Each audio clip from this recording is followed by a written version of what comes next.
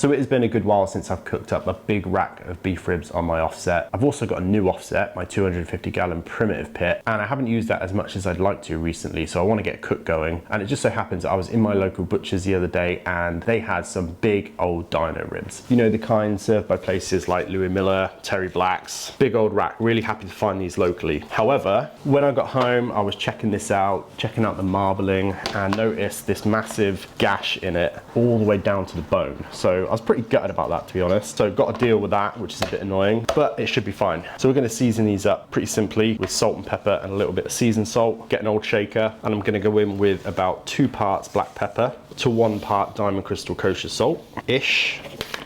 It's looking good. And these ribs are sat in a dry aging cabinet, so they're pretty dry on the outside, so it definitely needs something to help the rub stick. So I'm just going to use some water. Definitely no need to waste money on mustard or anything special. Its only job is to make the rub stick. So I'm going to go pretty heavy with the salt and pepper. And with brisket and beef ribs, I always like to hit it with a little bit of seasoned salt. So I'm going to use this Morton's Season All. I've never seen it before. My buddy Simon picked this up for me, and smelling it, it just kind of smells like Lowry's with a little bit more celery seed in it. And I'm just going to hit the fat cap. This could just hang out here for as long as it takes to get the pit fired up. Speaking of which, I'm going to do something slightly different with my pit today, and that is to install some digital thermometers. So you may have seen me using these a couple of weeks ago in a video. Basically, they kind of operate like an analog thermometer, but they are digital, they connect to your phone. So I'm going to switch out my existing thermometers on my offset and put these in. I want to see how much more convenient it makes it for me monitoring the temperature from my phone, as typically when I'm cooking on the offset, I'm not outside cooking, I'm generally in here doing other things. And I also want to be able to make use of the fact that it tracks the temperature over time, so I can monitor the pit end to end over time, how much it fluctuates, how much hotter the firebox end is from the stack, and generally help me to learn the pit a little bit better. So I'm going to go outside and install these and connect them up to my phone.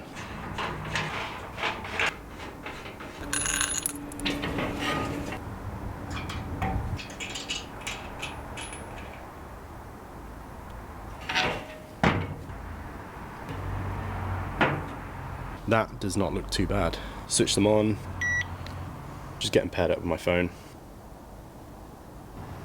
Pretty easy. Connected to Wi-Fi and Bluetooth, so I don't need to worry about losing connection. So I'll just set the rest of these up. So we're getting the offset set up with some oak splits, keeping it nice and smoky at the beginning. Going to be cooking around 250 to 300 Fahrenheit, somewhere in that region. And I've set up the chef's temp that's closest to the stack end, which is closest to the meat, to alert me if the temperatures drop below 250. If it goes above 300, absolutely fine. Probably not going to do too much, but at least I'm going to know about it. And as you can see, I'm just monitoring that stack end probe with my phone as it creeps up to 200. We'll come back in a couple of hours. So about an hour into this cook, and we're cooking pretty steady. 248, 241, and 257 at the firebox end. Not going to check on them just yet, but I definitely am enjoying not having to be out here.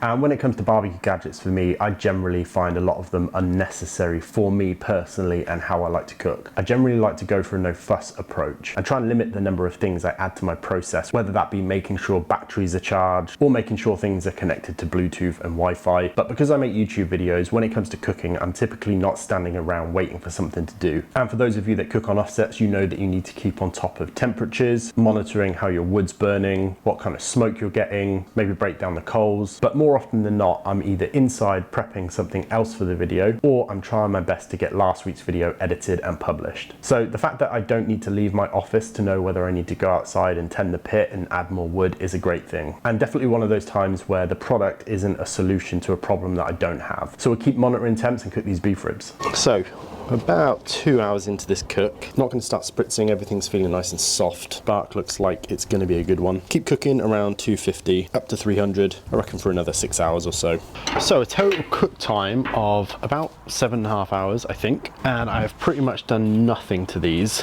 I've barely touched them, but they are feeling super soft all the way through to the bone. We'll take this inside and let it cool down. So I always feel really bad when it comes to beef rib videos because there's really not a lot to do. Cooking between 250 and 300 Fahrenheit for anywhere between 6 to 9 hours until they're really nice and tender all the way through, and generally they'll be good. What I am going to do though is wrap them in some foil with some homemade tallow or dripping. This is just brisket trim rendered down, put in the fridge, and then I scoop some out and put it on my foil. These beef ribs are going to go on meat side down and then get wrapped up. And because I'm not ready to eat these tonight, these are gonna go into my oven overnight to rest or to hold. And if you don't know how to do that in your home oven, then watch this video here where I go into all the details around how to do that. Obviously, if you have a commercial Holden oven, you could just use that, but I'm gonna use my home oven tonight because I know that my wife loves it when the house smells of smoky beef. So I'm going to set my oven to 145-ish Fahrenheit, somewhere between 140 and 155 Fahrenheit, and we'll come back to these in the morning. So these have been resting in my oven overnight. Let's open them up and see how we did. Obviously don't want to waste any of that tallow. It's nice and dark, nice and barky. That tear in the meat doesn't look too bad, you can barely see it. But I'm going to cut a double bone here, just so I don't cut directly through where that gash is. That's a good looking beef rib. Nice and juicy, really good cook on that, really happy with it. British grass-fed beef as well. One of the things about beef ribs, and beef cheeks for that matter, it doesn't have to be grain-fed for it to be super juicy. I'm gonna go for this single bone. Very, very tender. Took a big old bite out of that. That's very good. Nice bark on there. I don't think I can tell the difference between the Mortons and the Lowrys, to be honest. Super barky. Good little smoke ring, nice and juicy. Loads of rendered fat, perfect. Sign of a well-cooked beef rib. Yeah, really, really happy with that cook. Beef ribs, as I say, are super easy. It's hard to go wrong with them. But I do genuinely appreciate the fact that I could just get on yesterday and I didn't have to think about going outside and checking whether I needed to put more wood on the offset. You know, for me, in those circumstances, particularly when I'm making YouTube videos and I'm doing a load of other things at the same time, or if I'm doing a pop-up and I'm doing lots of prep work and my smoker's outside, it's cold, I'm prepping inside, being able to glance over at my phone and check the temps is pretty useful. Probably don't need it on every cook. Sometimes when I'm not making videos and I'm just cooking for the family, I'm definitely not going to need digital thermometers. But for me, in my circumstances, there's definitely a time for them. I feel like if you're the kind of person that just cooks for leisure, gets to sit outside next to the pit with a beer, just have some chill time, then you probably don't need them. But I reckon there are people out there that would actually find them very useful. So yeah, highly recommend checking them out. So if you made it this far, thanks very much for watching this video, and thanks very much to Chef's Temp for sponsoring it. Please like, comment, subscribe, do all those things. Click the link below to get a discount off Chef's Temp products, and I'll see you next week for another video. So now, you want to take a big bite? What do you think? Too much pepper. I